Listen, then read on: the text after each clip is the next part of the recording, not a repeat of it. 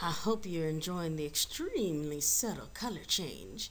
So, this is part two of looking at Hitler's consolidation of the rule and organization of the state. And you guys have seen these learning outcomes before. This is still what we focus on. Gleichschaltung, yes, my German pronunciation is aces, from 1933 to 34. What does Gleichschaltung mean, you might ask? Except for the German people, if you can actually recognize what word I'm trying to pronounce. Basically, if you remember some of his basic Nazi ideology, in Mein Kampf, Hitler says that one person must have absolute authority and bear all responsibility. So essentially, Gleichschaltung is the process by which Hitler turns Germany into a single-party state.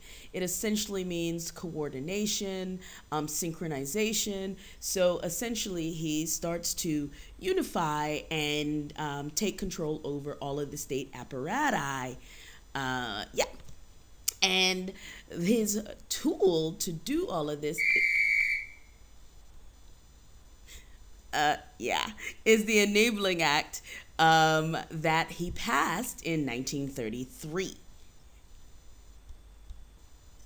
All right, and to proceed, one of the first things that he did is in April 1933, he replaces all 18 state governors. Remember that Germany is a federation, and the historic traditional principalities and kingdoms that united under Prussia in 1871 still maintained a level of independence from the federal government.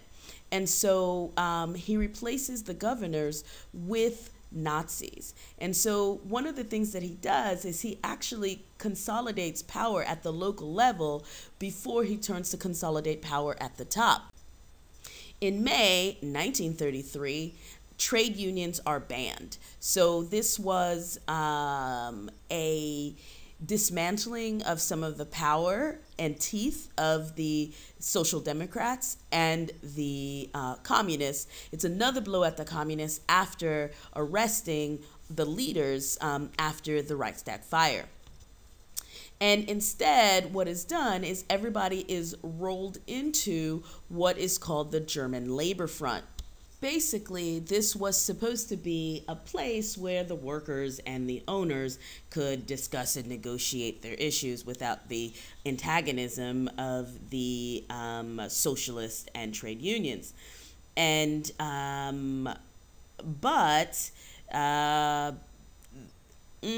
you know how it went.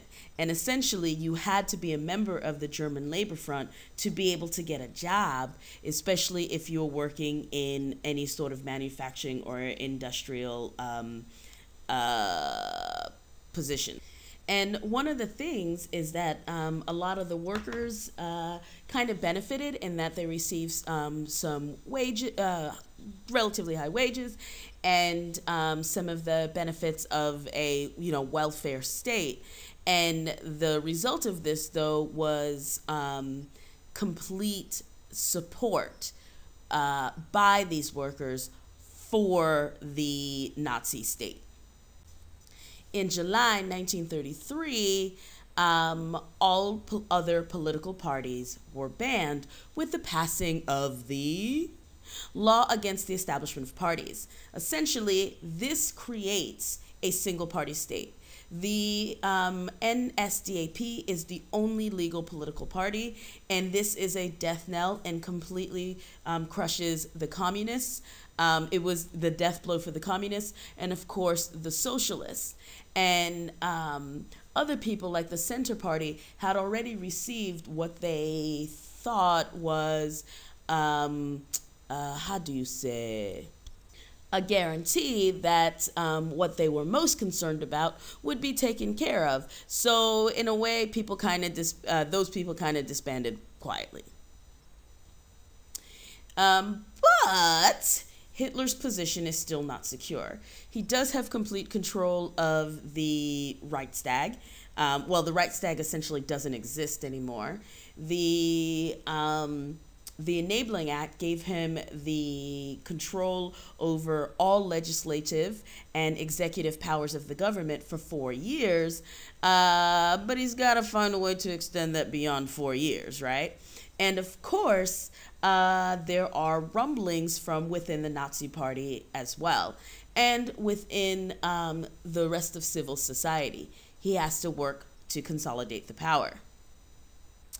And the other thing, so we have the radical Nazis, especially people who had been in the party before Hitler arrived, but the other big institution within Germany is the army.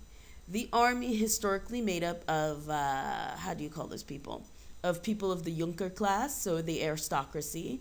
And they have that, you know, if you remember, that they essentially operated in many ways outside of the government. And let's face it, they got guns. And so he's going to need to work to take care of all of that potential opposition. Much of the rest of 1933 was spent kind of wooing the conservative members of German society to help consolidate rule. And we'll talk about that in the next video. I know you are on tenterhooks waiting for it to come, but we'll continue to June. We'll skip ahead to June in 1934. And essentially, this is going to be one of the single most important elements in Hitler's consolidation of rule. So, one of the things, of course, is he has to increase and secure his links to big business in order to attain his expansionist goals. And one of the things that has to happen is there needs to kind of be a limitation placed on the SA. And this happens with the Night of Long Knives, in which Ernst Röhm, Strasser, and other SA leaders were arrested and killed. One of the reasons for this is Ernst Röhm had been with the party since the very beginning, as had Strasser. And these guys, especially Röhm, as the head of the SA, were his single largest potential rivals within the Nazi party itself. And so in order for him to have control of the party and all that it does, then he needs to get rid of these other rivals. The other big thing is that, Röhm and Strasser were socialists.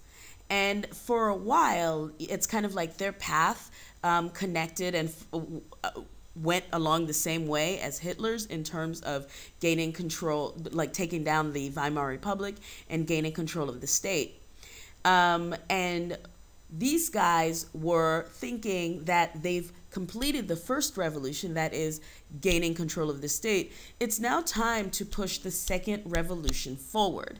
That is, they were still looking at socialist worker stuff. It's now time to nationalize business and incorporate the army into the SA. And this was a legit concern, because by the time they get to power, there are 2.5 million men registered with the SA and under Ernst Röhm's control. And so, yeah, it was kind of time for Röhm to go. And this, of course, is a newspaper article page from Baltimore, Maryland in the U.S. that discusses this. So the whole world was looking on, and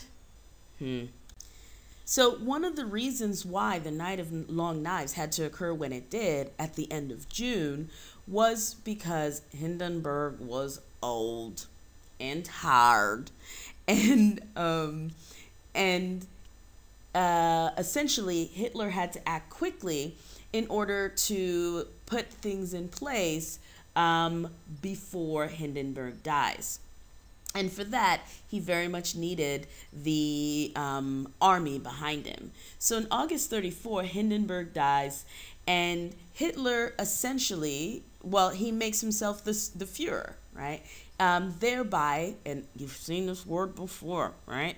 That idea of the Führerprinzip, combining the powers of the president and the chancellor. So essentially, by this point, he has complete legislative power, complete executive power, and is the head of state of the country, and the powers that the Constitution allows him to appoint, veto, do anything. So there is no one within the chain of command of the state that could topple Hitler. And with the Night of Long Knives, he got rid of the people who could potentially topple him in a coup. And he has the army swear an oath of personal loyalty to himself, not to the state, which is usually where that loyalty goes to. But it said, I swear before God to give my unconditional obedience to Adolf Hitler, Führer of the Reich and of the German people, supreme commander.